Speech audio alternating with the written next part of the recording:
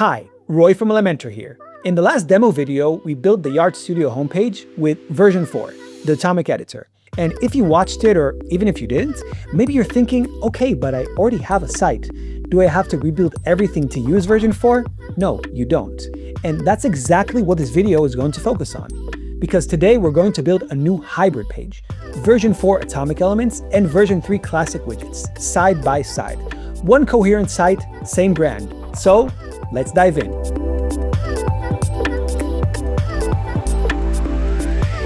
Before we start with a new page, let's look at the header and footer, because those are already live on the site and they basically set the context for everything we build.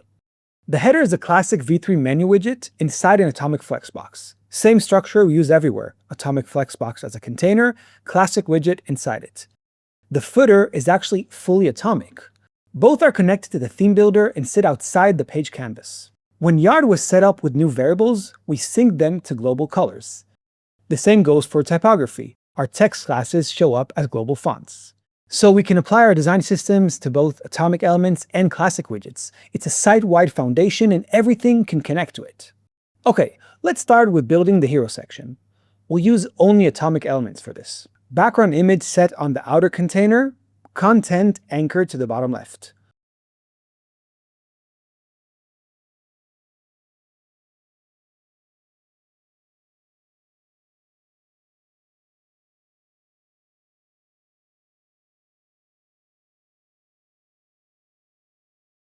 I'll drop in the heading, build different, built to last. I'll add a class for my size, weight, and color, all in one step, straight from the design system.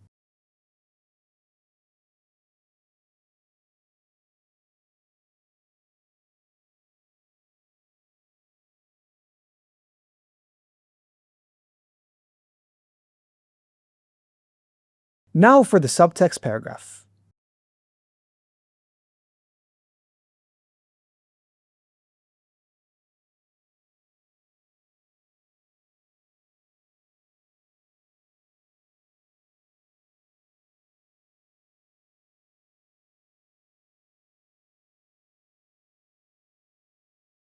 Okay, the hero section is set, built fully with the new Atomic Elements.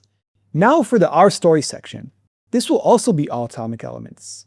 2 columns, text on the left and image on the right. Also here, everything is pulled from the same design system.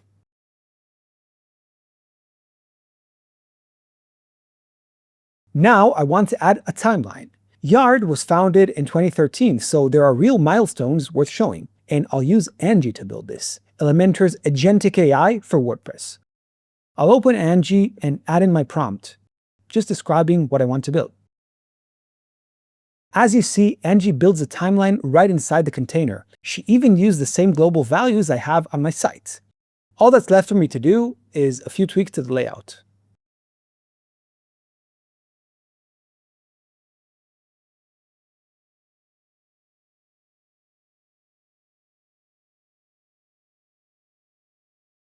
Okay, great. Next is the selected project section. This one will be a mix of old and new elements. For the heading and intro text, I'll use Atomic Elements with my predefined classes.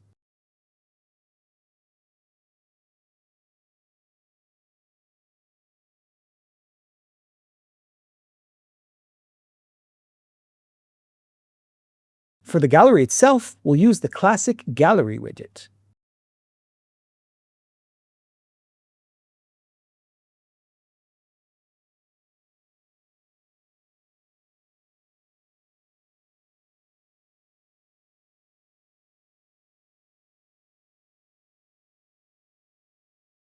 As you can see, they both sit together seamlessly. Next up, a blog section. 3 latest Yard posts in a row using the classic loop builder, purpose-built for dynamic post listings. First, I'll build the loop template, the card design that repeats per post. I'll open the loop builder, drop in an image widget, heading widget, text editor widget, post info widget, and a button. Now I just apply the right globals. The widget pulls live content from WordPress and renders it through the template. When I post new articles, the section updates automatically without needing to touch the page. Here's something I want to show you, converting local styles into global classes. I styled this heading locally. But I know I'll need the same style in more places, so instead of copying styles manually, I'll convert this to a global class. I'll click the three dots next to the local label, select Convert to Global Class, and give it a name. Now it's global. I can apply it to any element, atomic or classic, anywhere on the site. Instant match. Same look, same token, same system. That's how you build your design system incrementally. You style something locally, you decide if it's worth keeping, and you promote it. Alright, now for the team section. And this one is actually one of my favorite moments in this video because it shows what the component system is actually for. We built a team card component when we made the Yard homepage. Photo, name, role, all exposed as editable properties when the structure and design stays locked. I'm not building it again. I'm just using it again. I'll open the Components panel. There's our team card, sitting exactly where we left it. I drag it in, same structure, same styling, same classes, because it's the same component. Now I just fill in the content properties. The card structure never changes. I'm not touching the layout, not reapplying classes, not thinking about spacing. This is what a reusable system actually means. And if I want to change the main structure, it updates everywhere. I build and edit a component once, and every other page that needs that pattern just pulls it in.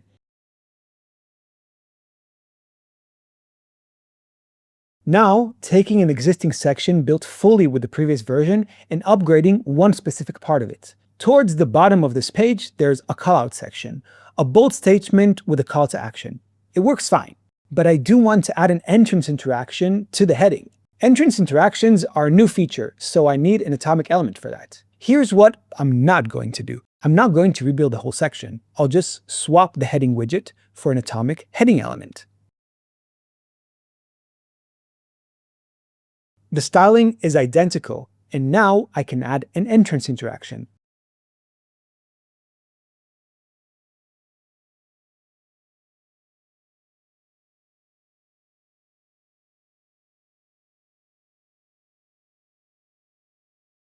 The heading fades in on scroll, but the rest of the section is completely unaffected. One atomic element inside a classic section, working perfectly. The About page is done, but before we publish, one more very important element, a pop-up.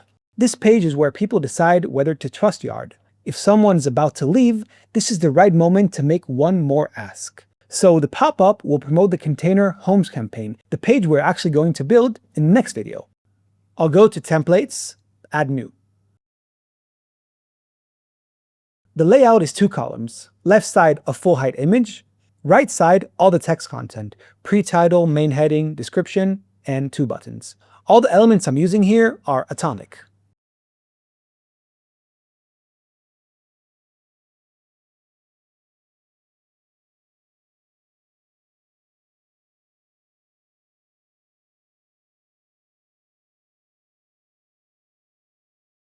Now I'll add my trigger settings. Exit intent on the About page.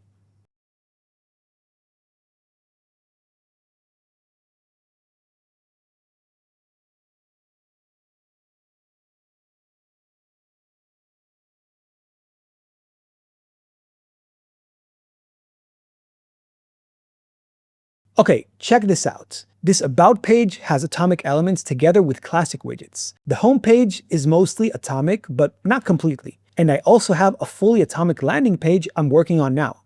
But all three pages share the same design system. Watch what happens when I change a variable. I'll just update Yard Maroon to a deeper tone.